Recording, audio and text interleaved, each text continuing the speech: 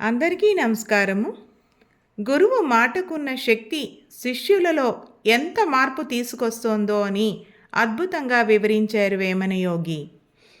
వాక్కు నందు గురువే, వాకృతము గురువే, చీకటి నటు గురువే చిక్కియుండు. అఖిలమునకు గురువే, అఖిలమునకు గురువే, ఆధారమై ఉండు, ఆధారమై ఉండు. విశ్వదాభిరామ వినురవేమ. దీని తాత్పర్యం, మనం మాట్లాడే మాటలలో గురువు యొక్క శక్తి ఉంటుంది. అదేవిధంగా మనం మాట్లాడే శక్తిలోని గురువు యొక్క ప్రభావము ఉంటుంది.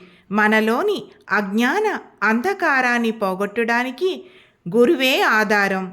లోకంలో ఏ పని చేయాలన్నా గురువు ఆధారమై ఉన్నారు.